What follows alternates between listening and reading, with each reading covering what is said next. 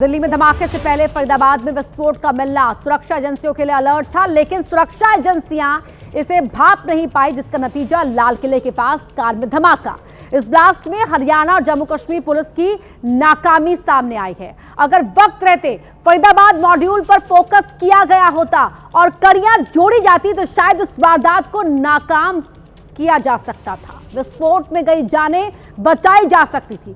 कैसे हुई सुरक्षा में चूक, कहां फेल हुई हरियाणा पुलिस, कैसे देश की राजधानी दिल्ली तक पहुंचा विस्फोटक, देखिए एबीपी न्यूज का विस्फोटक खुलासा।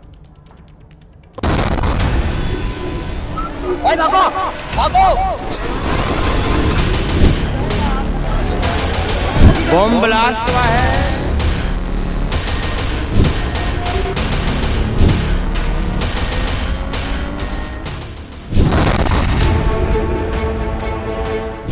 दिल्ली में ब्लास्ट, कौन जिम्मेदार? दिल्ली में कैसे पहुंचा इतना विस्फोटक?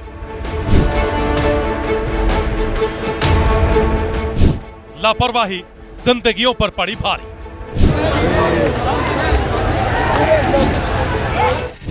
फरीदाबाद मॉड्यूल पर क्यों नहीं किया गया फोकस? क्या दिल्ली में धमाके को रोका जा सकता था? दिल्ली धमाके पर सनसनीखेज खुलासा। दिल्ली ब्लास्ट की जांच जैसे जैसे आगे बढ़ रही है, नए नए चौंकाने वाले खुलासे सामने आ रहे हैं। फरीदाबाद से लेकर पुलवामा तक साजिश की कड़ियां जुड़ती जा रही हैं। लेकिन एबीपी न्यूज जो आज खुलासा आपको दिखाने जा रहा है, उसे देखकर आप चौंक जाएंगे। एबीपी न्यूज के रोविंग एडिटर जोगविंदर पटियाल के मुताबिक हरियाणा पुलिस और जम्मू कश्मीर पुलिस में तालमेल की बड़ी कमी थी। अगर हरियाणा पुलिस ने सही वक्त पर जम्मू कश्मीर से मिले इनपुट पर काम किया होता तो शायद दिल्ली ब्लास्ट को रोका जा सकता था। अगर सभी एजेंसियां मिलकर काम करती, जम्मू कश्मीर पुलिस ने बहुत शानदार काम किया, लेकिन अगर बाकी एजेंसियों को लूप में लिया होता तो मुझे ये लगता है कि शायद ये धमाका टल सकता था। धमाका ही न टलता, बल्कि मुझे लगता है कि जो मास्टरमाइंड था, सरगना था, जो इस पूरे बम की फैक्ट्री के नेटवर्क का और जो पूरे देश को दहलाने की साजिश रच रहा था, जिसका ये पूरा प्लान था, डॉक्टर उमर मोहम्मद, वो भी शायद पुलिस के हाथ पड़ सकता था। फरीदाबाद मॉड्यूल के खुलासे के बाद भी हरियाणा पुलिस सोती रही, हाथ पर हाथ रखे बैठी रही, जबकि जम्मू कश्मीर पुलिस लगातार इनपुट देती रही। फरीदाबाद से भारी मात्रा में विस्फोटक मिलने के बाद हरियाणा पुलिस को जो एक्शन उस वक्त लेना चाहिए था, वो नहीं लिया गया।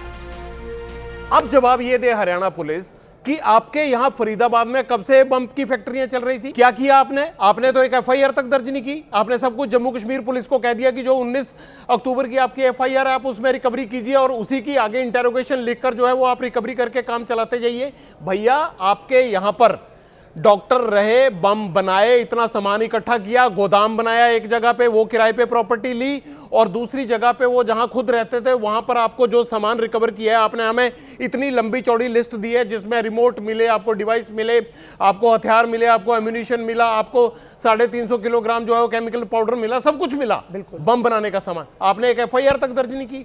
सवाल ये है, हरियाणा पुलिस, जम्मू कश्मीर पुलिस इसमें हल्ला मचाती कि इतनी बड़ी साजिश है, पकड़ो इन लोगों को। तो मुझे लगता है जो आदमी बदरपुर बॉर्डर से, फरीदाबाद से होते हुए बदरपुर बॉर्डर होके लाल किले तक पहुंचा, वो वहां तक पहुंच ही ना पाता। एक बात हुई कि हमने अच्छा काम कर दिया। आतंकी डॉक्टरों की गिरफ्तारी और बारूदी साजिश के बाद कई सवाल खड़े हो रहे हैं। क्या हरियाणा पुलिस ने फरीदाबाद मॉड्यूल को हल्के में लिया? बारूदी साजिश के खुलासे के बाद हरियाणा पुलिस एक्टिव हो जाती तो शायद दिल्ली में जो बेगुनाहों की जानें गईं, उन्हें बचाया जा सकता था।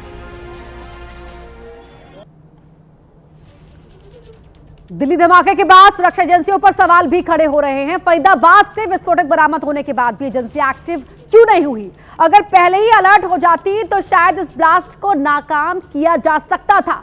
कहां हुई जम्मू कश्मीर पुलिस से चूक? क्या क्रेडिट लेने के चक्कर में जम्मू कश्मीर पुलिस गच्चा खा गई? देखिए एबीपी न्यूज का ये चौंका देने वाला खुलासा।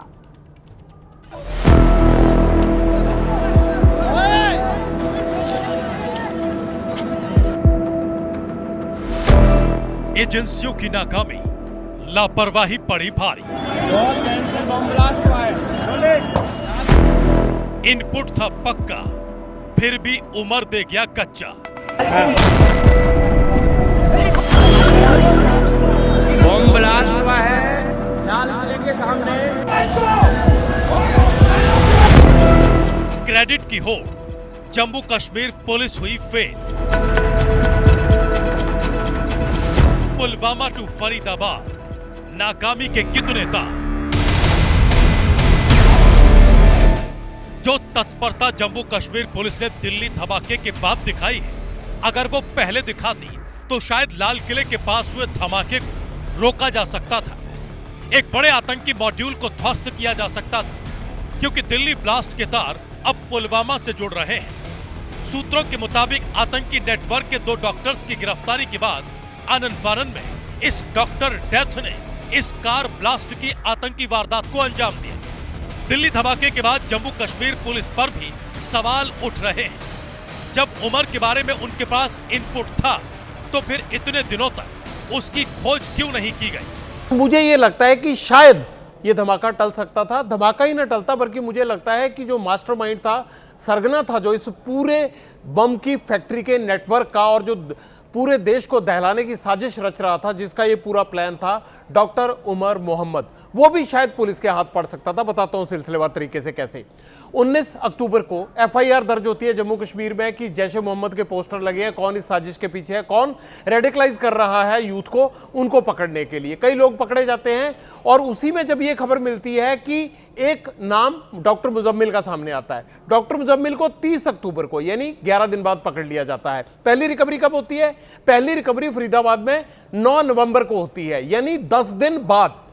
और 10 दिन में क्या, जो बीच में ये 10 दिन थे, 30 अक्टूबर से लेकर 9 नवंबर तक के, इसके बीच में कहां था डॉक्टर उमर मोहम्मद? क्या वो था? क्या उसको पकड़ने के लिए ह्यू एंड क्राई किया गया?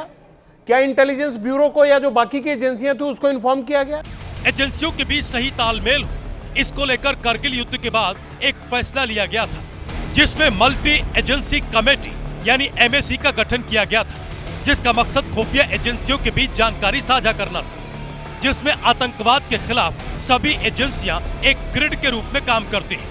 लेकिन जम्मू कश्मीर पुलिस ने इसका पालन नहीं किया। कारगिल के बाद वहां पर लगा था कि इंटेलिजेंस फेलियर है, एजेंसियां आपस में मिलकर काम नहीं करते। एक मैक्स सिस्टम बनाया गया था जो गृह मंत्रालय के नीचे काम करता है। मैक्स सिस्टम क्या है? उसमें जो मल्टी एजेंसी सेंटर है वो काम करता है। जब भी कोई मल्टी स्टेट से रिलेटेड या एक से ज्यादा स्टेट से रिलेटेड कोई भी मसला आता है तो स्टेट पुलिस उसमें डालती है और उससे सभी जो बाकी उसके सहयोगी हैं या जो SOP बनी हुई है उसके तहत वो जानकारी सभी तक चला जाती है और वो भी एक्टिव हो जाते हैं। क्या वो किया गया? अब सवाल यह है कि डॉक्टर उमर की जानकारी एजेंसियों से साझा क्यों नहीं की गई? इतने दिनों तक डॉक्टर उमर को आखिर खोजा क्यों नहीं गया? क्या डॉक्टर उमर को पकड़कर अकेले जम्मू कश्मीर पुलिस क्रेडिट लेना चाहती थी? दिल्ली के लाल किले के पास हुए कार ब्लास्ट का जो सच पूरा देश जानना चाहता है, वो सच निकलकर अब सामने आ रहा है। जानकारी मिल रही है कि पुलवामा का रहने वाला डॉक्टर उमर ही पूरे टेरर रैकेट का मास्टरमाइंड था।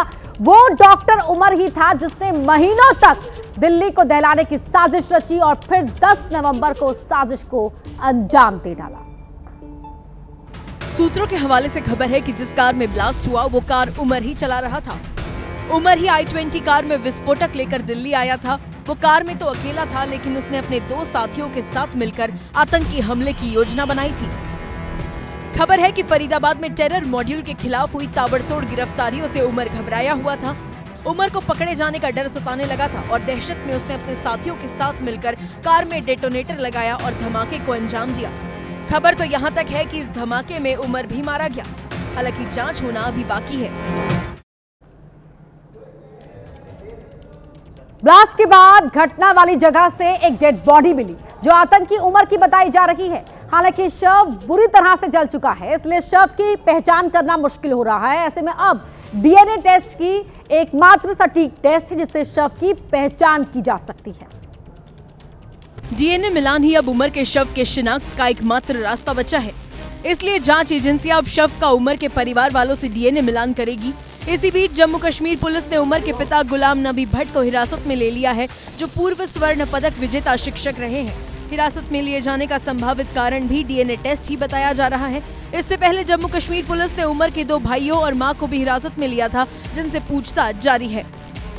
उमर के परिवार वालों के अलावा जम्मू कश्मीर पुलिस ने आतंकी मॉड्यूल से जुड़े मामले में कार्रवाई करते हुए एक और डॉक्टर सज्जाद अहमद को हिरासत में ले लिया है, जो उमर का दोस्त है और सबसे बड़ी बात फरीदाबाद के अल फलाह अस्पताल में एक सर्जन है।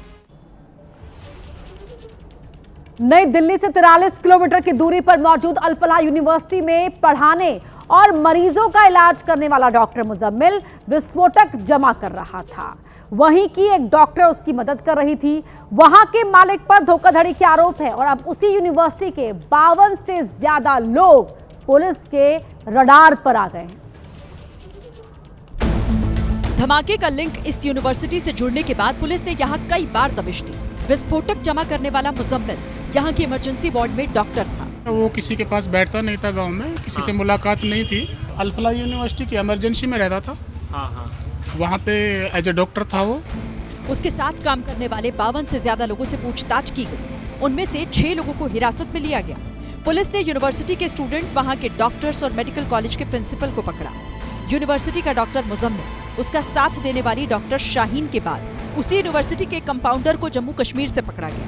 हैरत की बात यह है कि इस यूनिवर्सिटी में ऊपर से लेकर नीचे तक सब पर संगीन आरोप है। उसका मालिक चिट फंड मामले में गिरफ्तार हो चुका है। आरोप है कि उसने लोगों के 7 करोड़ रुपए हड़पे हैं। अब तक हुई जांच से तो यही निकलकर सामने आ रहा है कि दिल्ली को दहलाने वाला आतंकी उमर कोई छोटा मोटा आतंकी नहीं था। अगर सीधे सपाट शब्दों में कोई कहे तो उमर आतंकियों का हेडमास्टर था। Doctor Muzammil, doctor Irfan, doctor Adil और डॉक्टर उमर फरीदाबाद के अस्पताल में साथ साथ काम करते थे, साथ रहते थे। जानकारी के मुताबिक इन लोगों ने 2 जगह कमरे किराए पर लिए थे। 15 नंबर कमरे में डॉक्टर उमर मोहम्मद और मुजम्मिल रहता था और इसी कमरे से बम बनाने का सामान मिला। वहीं दूसरा कमरा इन्होंने फतेहपुर टागा गांव में किराए पर ले रखा था, जहां ये अमोनियम नाइट्रेट जमा करते थे। टेरर मॉड्यूल का पर्दाफाश होने के बाद फरीदाबाद और दिल्ली पुलिस की टीम अल फलाह यूनिवर्सिटी पहुंची और यूनिवर्सिटी में पढ़ने वाले छात्रों और मेडिकल कॉलेज के प्रिंसिपल से पूछताछ की। जैसे जैसे जांच आगे बढ़ रही है, आतंकी हमले की साजिश का दायरा भी बढ़ रहा है। जांच में सामने आया है कि लाल किला मेट्रो स्टेशन के पास हुए धमाके के तार फरीदाबाद टेरर मॉड्यूल से जुड़े हैं। आशंका जताई जा रही है कि राजधानी दिल्ली में हुए धमाके में अमोनियम नाइट्रेट का इस्तेमाल किया गया था। और हैरान करने वाली बात तो यह है कि सोमवार को ही पुलिस को फरीदाबाद से 2900 किलो विस्फोटक मिला था, जिसका इस्तेमाल बम बनाने में किया जाता है। इसके अलावा धमाके में इस्तेमाल की गई i-20 कार भी हरियाणा की थी। वहीं बीते रोज फरीदाबाद से आतंकी गतिविधियों में शामिल होने के शक में हुई 2 डॉक्टरों की गिरफ्तारी भी इस बात की तरफ इशारा करती है कि हमले की साजिश नई नहीं थी, बल्कि लंबे समय से फरीदाबाद में आतंकी हमले की प्लानिंग चल रही थी।